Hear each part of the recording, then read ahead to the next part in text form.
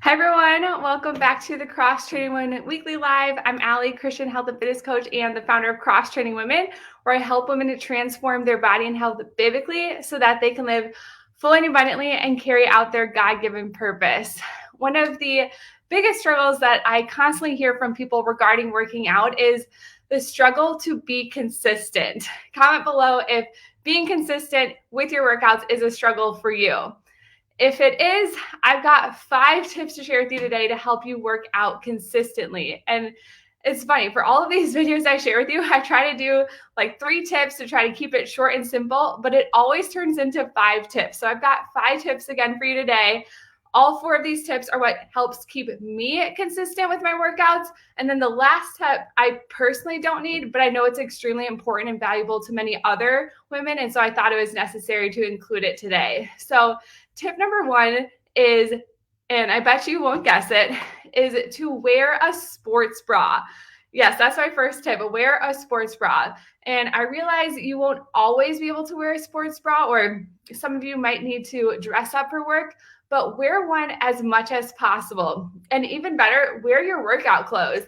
And I'm serious, if you're already dressed and ready to go, you will significantly increase your chances of working out. It helps tremendously. There's absolutely truth to when you dress the part, you act the part. So for example, if Saturday is your rest day and you just stay in your pajamas or you put on some baggy clothes, it puts you in the mood to be more relaxed and to just kind of lay around all day. But if Saturday night you plan to go out to a fancy dinner with some friends, it's hard to change into those nice clothes. You'd rather just stay in your warm, sweats or PJs. But as soon as you put on a dress and you do your hair and your makeup, maybe you put on some cute shoes, you suddenly become ready. You feel ready and excited to go out to dinner. So dress the part. The same happens when you put on your workout clothes. And when you do that, when you've already got your sports bra on, it's just one less step that you need to take and one less barrier that you need to kind of pass to start your workout, which I think is the hardest part, just starting your workout.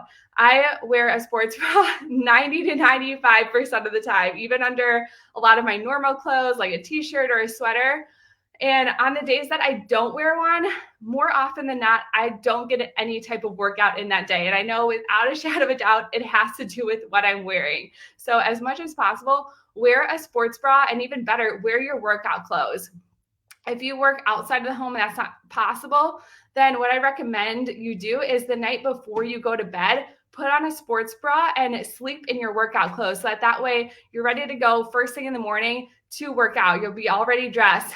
And I would, of course, recommend that if the best time for you to work out is before going to work.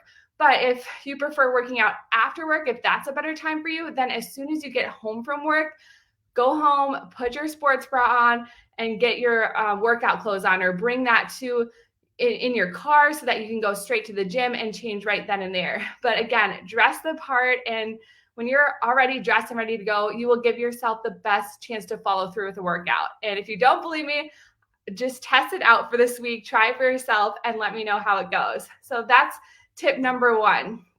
Tip number 2 is do something that you love and enjoy doing. There's all this, this is the best type of workout. This is the best type of workout.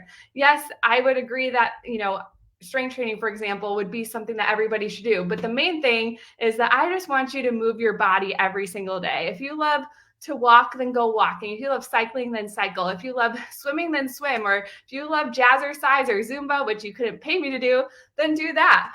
But if you absolutely hate doing something like running or high intensity workouts, but that's what you think you need to do in order to lose weight and get healthy, you're not going to be consistent in working out. Why? Because you dread it, you hate it, and you complain. And if that's your attitude and mindset toward it, well, then of course you're going to make excuses as to why you can't do that right now or today. And so instead, find something that you actually enjoy doing.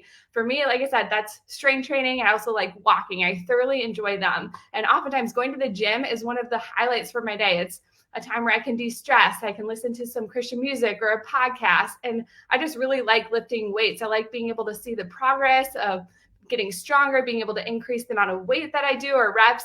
That's all really fun to me. So first and foremost, find something that you like doing. If you're like, I hate doing everything, I don't buy it. There is something out there that you will enjoy doing or you will grow to love it. In fact, I have a cousin who absolutely hated working out. She laughed about the thought of going to work out. And now this same cousin, as of a few years ago, probably she's around the age of 30 when she started doing CrossFit, and she absolutely loves it, which is just hilarious to me. So I know that there is something out there for you too. And then tip number 3 to help you work out consistently is don't rely on motivation. I think we kind of get this idea in our head that we will always be motivated to work out. Nope, not true. Even for people who love to work out like me, there are definitely days or times where I am not in the mood to work out. I'm tired, or especially if I come back to a trip where I didn't get to work out as much or at all, when I come back, I'm not always in the mood to start my routine back up. I almost have this like lazy mentality, but deep down, I know that I want to and I need to get back into the swing of things. And so I don't listen to the part of me that says that I want to skip my workout. Instead, I just put on my workout clothes and I head to the gym, because once you're there, once you start your workout, then you get into it. And then once it's done, you're reminded that, wow, that felt great. I'm so glad I worked out after all. And then the following day, you're going to be much more mentally ready or excited to do your workout again. And you just get into routine. It just makes it so much easier. So again, tip number 3 is don't rely on motivation. You won't always feel like it, but what I can almost guarantee is that you will always feel great after a workout. You'll be so glad that you did it. So that's tip number 3. And then tip number 4 is to schedule your workouts. If you don't plan it and schedule it, it won't happen. So you need to plan out and know exactly what days you're going to work out each week, or that week specifically, and then what time you're going to do it.